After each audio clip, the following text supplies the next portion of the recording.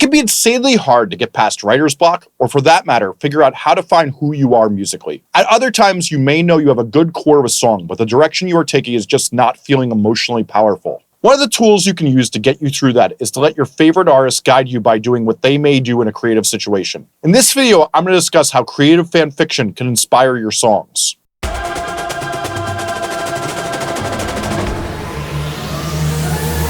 Hi, I'm Jesse Cannon, a record producer, mixing and mastering engineer, talking about production and songwriting and creativity on YouTube, and this is Musformation. One of the best exercises for your songwriting can be to write creative fan fiction. If you're not familiar with the concept of fan fiction, well, there's quite a rabbit hole to go down. Fans will often imagine their favorite artists or characters in scenarios that they haven't done or may be impossible to do. Famously, 50 Shades of Grey was originally Twilight fan fiction, and there's countless tumblers of 2000s emo bands fighting crime and having romantic trysts with animals. And while this video is getting a bit weird, allow me to connect this to production and songwriting. Fan fiction is really imagining what your favorite artists would do in a scenario. And what you could do with this as a songwriter is an exercise in thinking about what your favorite artist may do when you have a creative qualm. One of my favorite exercises is to get an album by a band I love and open a blank session on my DAW. I listen to a verse and then write what I imagine the chorus might be before I hear what they did with it. I may listen to one song, then mess around and try to figure out what I'd do for the next song on the record if I made that album. Hearing the difference between theirs and mine usually inspires a totally different idea that I can later apply to my own music, while allowing me to learn the tools of my favorite groups. The same can go when I hear a song and think the chorus is great, but the verse and the bridge are bad. When I write what the bridge or verse should be, it will often give me some of my best ideas.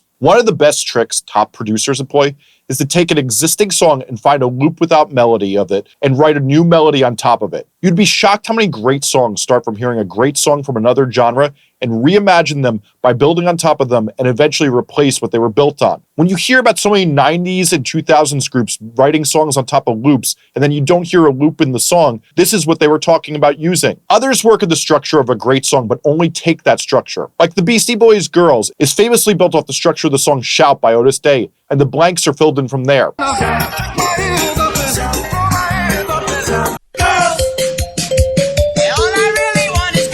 If you listen to interviews with popular musicians, they often talk about letting their favorite artists guide them and thinking what they would do in a situation. I've been on many records where we asked ourselves what a few of the artist's favorite acts may do when we are stuck. We may try to examine what 5 influences would do, and one of the things usually brings us to an amazing idea. I'm convinced one of the best ways to make songs better when you're stuck is to listen to some of your favorite influences and find one that may guide you to an emotional lens that may work to look at the song through. The group Spoon says after singer Britt Daniel makes a demo, they'll think about their favorite artists like a filter for Instagram and think about which direction that artist would take on the song. They may consider what Dr. Dre or Elvis Costello would do with a song to parse how to apply that influence to a song that isn't a direction that the inspirational artist would normally do. Inspiration is commonly finding an influence you admire to figure out how to apply what you enjoy about them to your own compositions. While this practice is often mistaken as imitation, if you pull from a wide variety of influences in all your songs, you end up with a collage that resembles who you are. If you're choosing properly, it'll be choices that augment your emotional intent and write your own musical fan fiction. Am I missing anything? Is there any other way you would have done this? I need to know your questions and what no one else is telling you, since I want to answer them, so leave them in the comments, since I answer every comment in every post. I hope you liked this video, and if you did, please like, subscribe, and get notified. And I'm going to be breaking down the concepts in this video along with how to promote your music and how to make songs you're happy with in the future. I have a Facebook group linked below that is only helpful information. No playlist or con artists, only artists having helpful discussions allowed. If you want to learn more about me, work on a record with me, or check out any of my books, podcasts, or anything else I do, go to jessecannon.com or at jessecannon on all the socials. One last thing, there's 2 playlists here. One is on how to grow your fan base from 0 to 10,000 fans, and the other is on how you make songs you're more happy with. And the other is on how you promote your music with Spotify. And the other is specially chosen to match this video. Or you can hit the subscribe button below and stay tuned as I have tons of tips for musicians.